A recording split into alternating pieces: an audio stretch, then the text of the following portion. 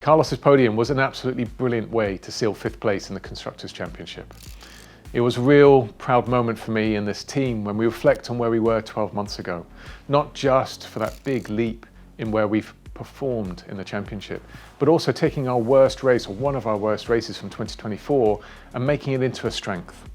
The execution that took place on Sunday, irrespective of whether I'm talking about Carlos, the engineering teams, the tyre teams, the strategy teams, the pit stop crew, all of it was on point, and it resulted in that brilliant podium culmination. For us, we go into Abu Dhabi now with 5th secured, but it's an opportunity to keep building on the foundations we have been all year long.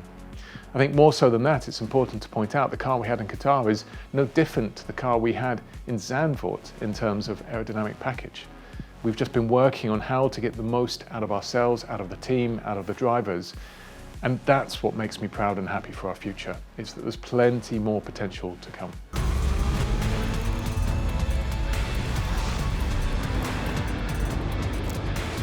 Welcome to the Vowles Verdict, presented by Kraken. First question is from Elizabeth, which is, are you in one piece after your podium celebrations? I think it's important to note I'm here. That was questionable at certain points. So it's worth pointing out exactly what happens in those circumstances. It's probably not well documented. When you come together as a team in a photo, you are vividly aware that there's a number of individuals with the champagne bottles ready to go. On this particular occasion, I definitely knew Alex had one. So what you do is you pinpoint who they are and you sprint in the opposite direction to try and keep yourself as best as possible in one piece. Also, we have to bear in mind we're about to get on an airplane for about 10 hours, so it's really not the best way to be going on there smelling like champagne. Now, Alex, I think I pretty much avoided most of it. What I hadn't planned for is Carlos Sainz, Caco, Carlos's manager, who had 2 champagne bottles and was absolutely intent on making sure I felt the brunt of it. And I believe he tripped me. I'm not 100% sure, I couldn't see it at that point in time, and then ensured that the celebration was complete. But fortunately, no damage, no ill, and my revenge will be sought at some point in the future. Next question's from Matthew, which is, earlier in the weekend I elaborated that we had a different setup direction that we took. Can I provide more details of that? We're still in an active championship against competitors, so it's best I keep some of that hidden behind the scenes. But what I want to present more is how we got there. It's not by luck or fortune. We have now, one of the elements we've been working on really in depth this year is proper simulation tools and proper ways of working with data that allow us to really explore more and more details behind the car. The car and the simulation tools and the wind tunnel, they all produce tremendous amounts of data, and how you consume that and use that is really the really important bit.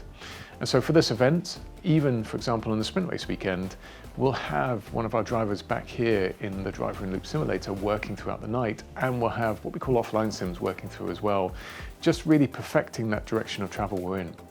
And what it illustrated before the weekend, and what we determined before the weekend, is actually that we didn't quite have harmony between how we're running our aerodynamic package relative to our platform. And that was one of the changes we made this weekend. It's not necessarily one that will work across all circuits, but definitely at somewhere like Qatar, where you have the long sweeping corners, it will pay dividends and looked to pay dividends this weekend. Now, what's important to me is, as I say, not so much the result, but how we got there and how we'll apply that going forward into 2026. Next question's from Christina, which was, first of all, congratulations on 5th, thank you very much. But now what are you going to do in Abu Dhabi, given you're not fighting the championship? This is probably a good time to introduce actually how we've been working for 10 or 20 races, which is more the following.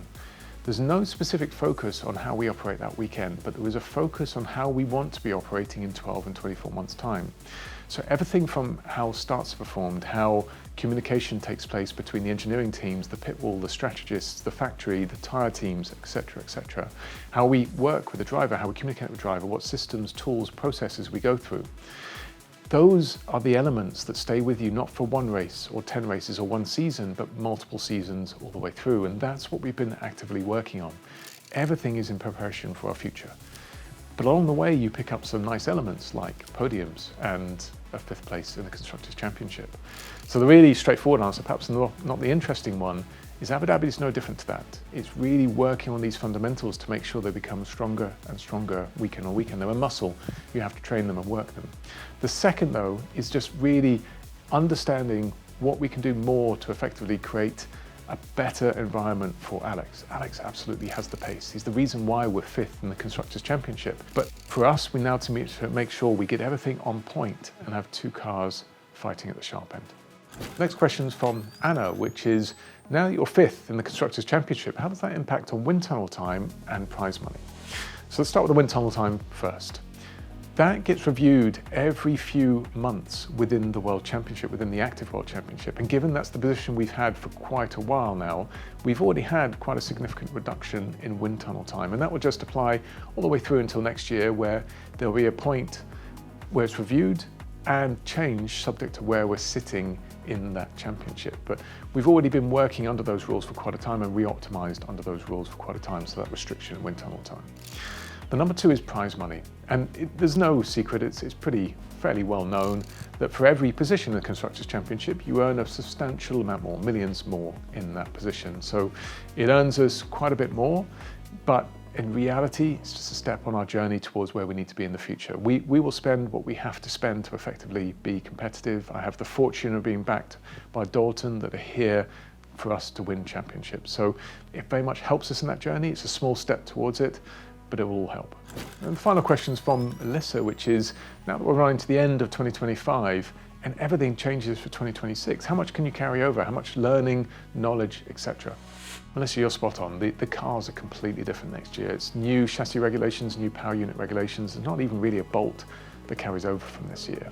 But the way we have brought performance to the car, the way we optimize the car, the way we work together, the way we communicate together, the way you work with Carlos and Alex, how we operate the tires, all of those are fundamentals that carry over and through into next year.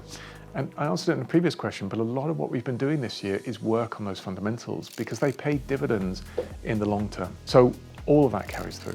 The specific operation of this car in terms of aerodynamics and mechanical balance and platform, that will change. But the learning and methodology behind it won't.